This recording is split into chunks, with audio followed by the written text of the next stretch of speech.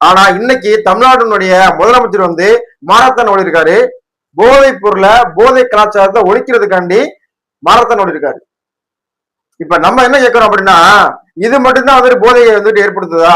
இன்னைக்கு நடக்கக்கூடிய பல்வேறு குற்றச்சாட்டுகள் என பல்வேறு குடும்ப பிரச்சனைகள், பல்வேறு பாலியல் தொந்தரவுகள், இதுக்கு எல்லாத்துக்குமே முழு காரணம் முழுக்க முழுக்க எது காரணமா இருக்கு அப்படின்னா, தெருக்கு தெரு ஏன்னா மூளைக்கு மூளை முக்குக்கு முக்கு திறந்து வச்சிருக்கிற ஒயின் ஷாப்.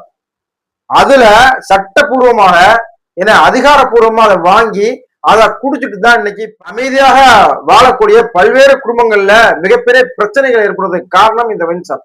இன்னைக்கு சாலையில நடக்கக்கூடிய விபத்துகளுக்கு முழு காரணமாக முக்கிய காரணமாக இந்த போதை ஆசாமியாக இருக்கக்கூடிய போதைகளுக்கெல்லாம் தலைவனாக இருக்கக்கூடிய இந்த ஒயின் ஷாப் தான் முழு காரணமா இருக்கு. ஆனா இந்த ஒயின் ஷாப்பை முதலமைச்சர் மறந்துட்டாரா? முதலமைச்சருக்கு தெரியாதா இந்த ஒயின் ஷாப்ல விற்கக்கூடிய சரக்குகளை குடிக்கிறதுனால போதை ஏற்படும் தெரியுமா தெரியாதா? அப்படி தெரிஞ்சுதான் வந்துட்டு தமிழ்நாடு முழுவதும் வந்து அரசே நடத்துதா ஒயின் ஷாப்புகளை? இன்னைக்கு தமிழ்நாடு அரசு வந்து மறைமுகமாக வைக்கக்கூடிய போதைப் பொருட்களை மட்டும்தான் வந்துகிட்டு குறிச்சு பேசுறாங்களே ஒழிய, ஏன்னா அரசே அவங்களே ஊத்தி கொடுக்கக்கூடிய இந்த ஒயின் ஷாப்புகளை மறைச்சு அதை வந்துட்டு மக்கள்கிட்ட வந்து அதை ஒரு பொருட்டாவே பேச மாட்டேங்கிறாங்க. இதெல்லாம் தீர்த்தமா? புனிதமான தீர்த்தமா இது? இதை குடிச்சா போதை வராதா? இதை குடிச்சா வந்துட்டு பிரச்சனை வராதா? இதை குடிச்சா வந்து பாலியல் தொந்தரவு கொடுக்க மாட்டானா? இதை குடிச்சா வந்துட்டு என்ன வீட்டுல பிரச்சனை பண்ண மாட்டானா? இதை குடிச்சுட்டு தான் வீட்டுல போய் ஏன்னா சண்டை போடுறான், பிள்ளைகள் அடிக்கிறான், பொண்டாட்டி அடிக்கிறான். இதை குடிச்சுட்டு தான் போய் பாலியல் தொந்தரவு கொடுக்குறான். இதை குடிச்சுட்டு தான் பஸ்ஸை உடைக்கிறான். இதை குடிச்சிட்டு வண்டியை ஓட்டி தான் ஆக்சிடென்ட் விபத்தாக்குறான்.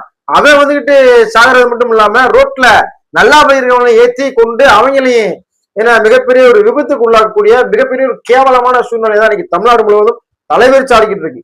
பல்வேறு குடும்பங்கள்ல வந்து இந்த ஒயின் ஷாப்னால பல்வேறு குடும்பங்கள் சீரழிஞ்சு கேடுகட்டு கேவலமான நிலைமையில நிக்கிறது காரணமே இந்த ஒயின் ஷாப் தான். ஒரு கோட்டை அடிச்சாதான் வேலைக்கு போக முடியும், ஒரு கோட்டை அடிச்சாதான் ஒரு கட்டிங்க போட்டதுல கைகால் ஆடாது.